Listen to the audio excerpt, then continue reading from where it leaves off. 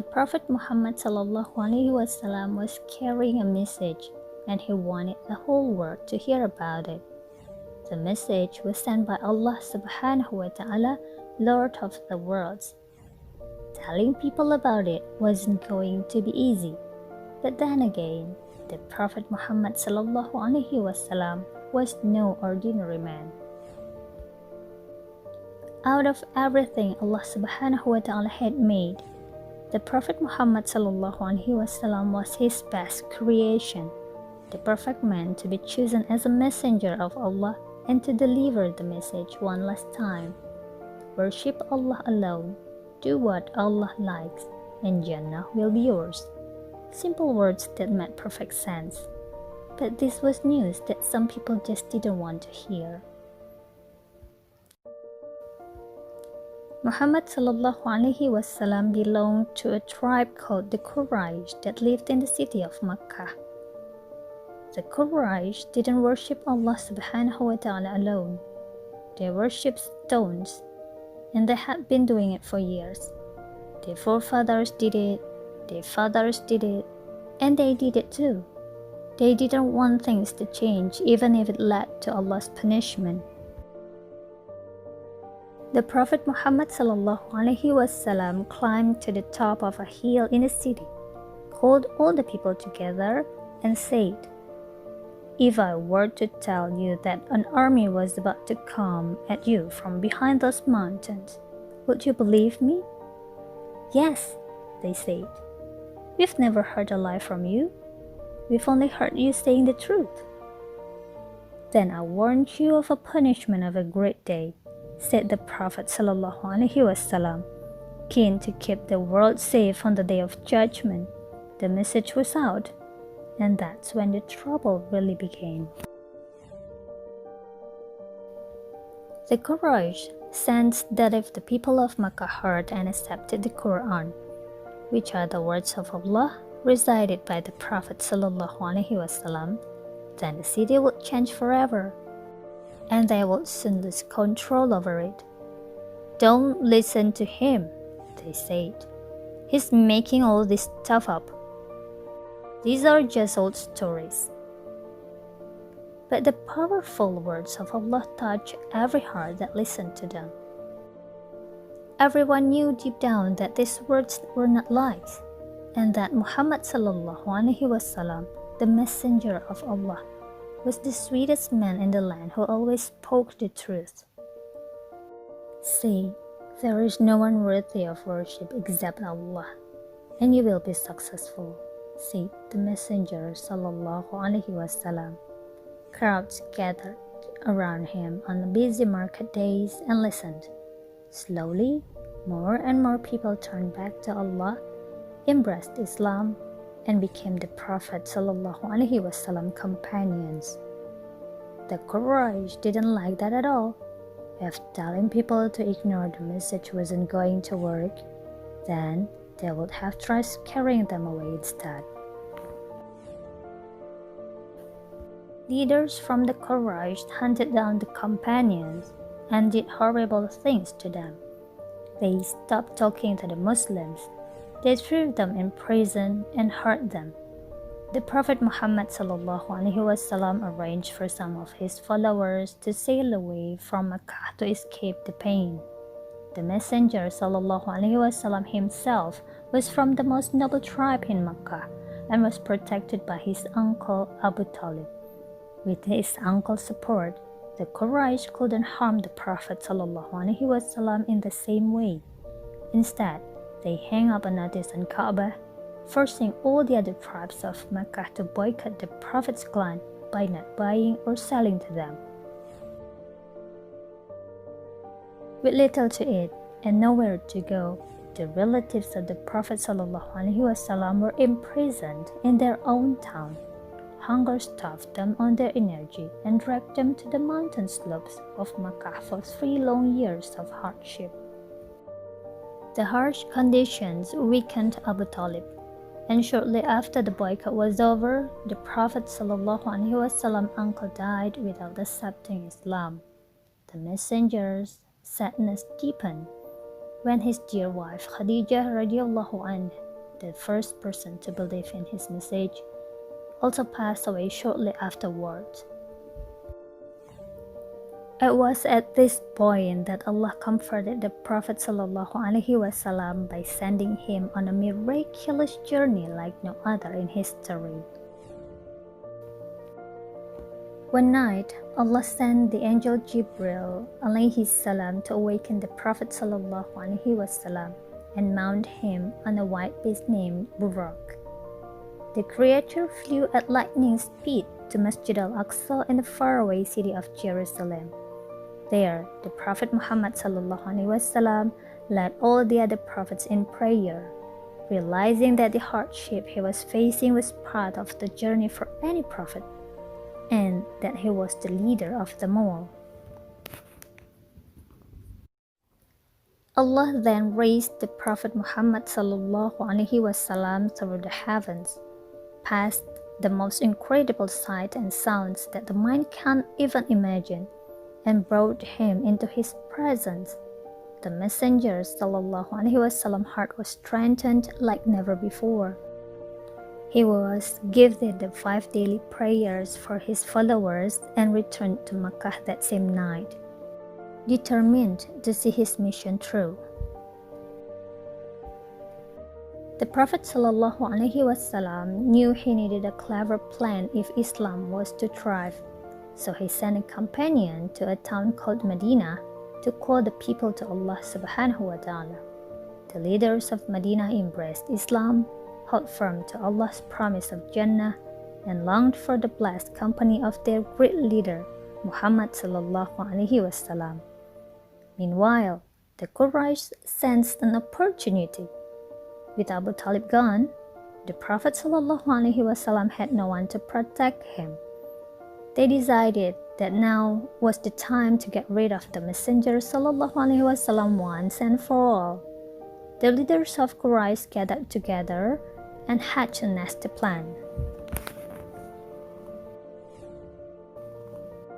Some men from the Quraysh crept up to the Prophet ﷺ house under the cover of the night sky.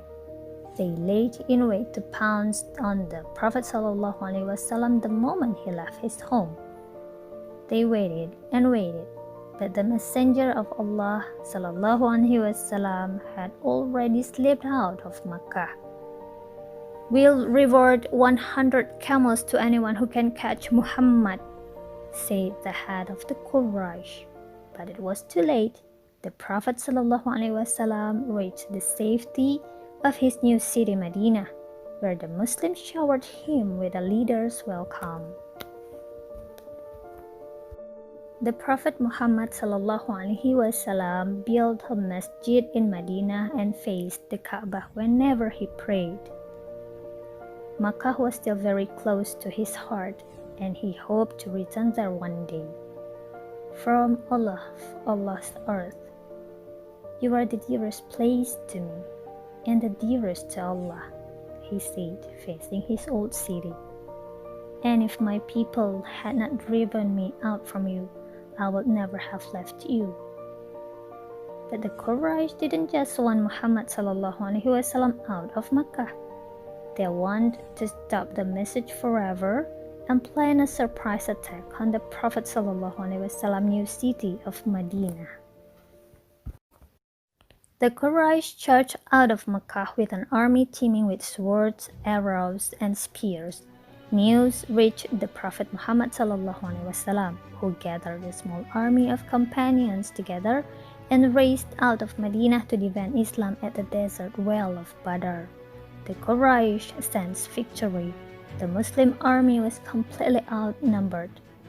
There was no better chance to wipe the message out once and for all. The Prophet ﷺ raised his hand to the sky and said, "O Allah, please make your promise come true. O Allah, if the Muslims perish today, you will never be worshipped again." The battle began, and Allah subhanahu wa ta'ala promise came true. An army of angels swept down from the sky, striking fear into the heart of the Quraysh. The Muslims chased the army, forcing them to flee back to Makkah. The Prophet Muhammad ﷺ had pushed the Quraysh away for now, but they were hungry for revenge. Their next attack was already being planned. The Quraysh prepared a bigger, better, and stronger army ready to attack the Muslims at Mount Uhud, just outside Medina. The Prophet Muhammad ﷺ was ready. The battle began. The Muslims charged at the Quraysh, pushing them back until they almost fled. But the army from Makkah thought a new plan. They swept round from behind the mountain, trapping the Muslim army from both sides. They threw a stone at the Prophet ﷺ, hitting him on the face. Blood poured down his cheek. He thought about the Quraysh and the pain they would feel forever if they didn't accept the message. "Oh Allah, forgive my people," he said, "because they don't know." The Muslims scrambled to safety up the mountain where the Quraysh couldn't catch them. They were badly beaten.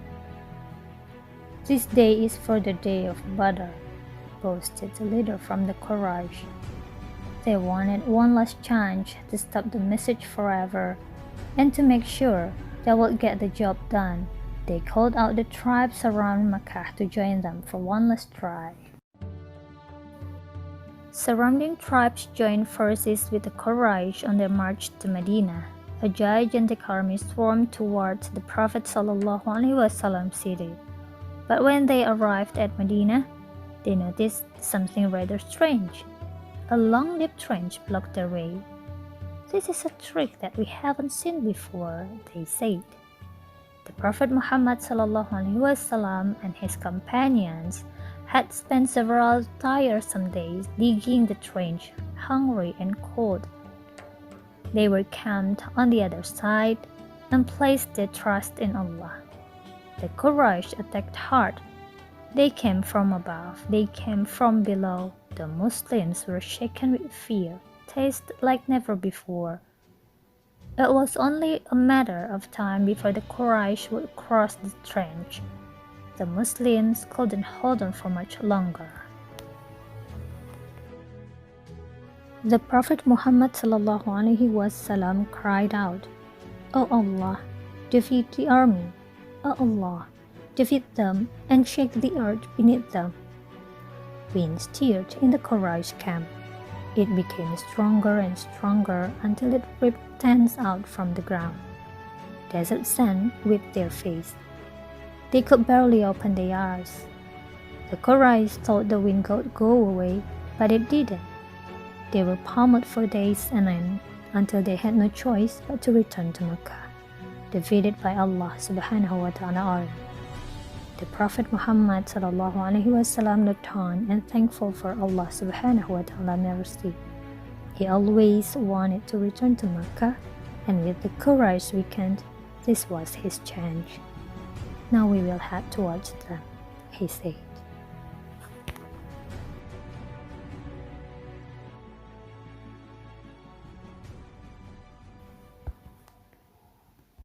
The Prophet ﷺ marshaled the companions and headed secretly toward Mecca. The Quraysh were taken completely by surprise. The man who they drove out from their city was facing them with an army they had no choice, they had no chance of standing up to. "O Quraysh," called out the Prophet ﷺ, "what do you think I will do with you? We only expect good from you," said the Quraysh. "Allah has preferred you above us." Deep down, the Quraysh knew that the Prophet ﷺ message was true and that he was the kindest man they had ever known. "There is no blame on you today," said the Messenger ﷺ. "You are free to go." Just at that moment, faith settled in the heart of the people of Mecca, and on that day, the Quraysh turned back to Allah and embraced Islam. Allah's Messenger sallallahu alaihi wasallam shared the message of goodness with the whole world. He sent letters to every ruler and king in the surrounding lands, inviting them to Islam. It was his duty to Allah subhanahu wa ta'ala, and he only ever wanted to please his Lord. He turned to the companions and asked, "When Allah asks you about me, what will you say?" "We will say that you gave us the message, you did what Allah asked you to do, and you advised us," they said. The Prophet Muhammad sallallahu alaihi wasallam smiled. With his duty fulfilled, he passed away, returning back to his Lord. He had changed the world forever, and the message had been delivered. Worship Allah alone, do what Allah likes, and Jannah will be yours.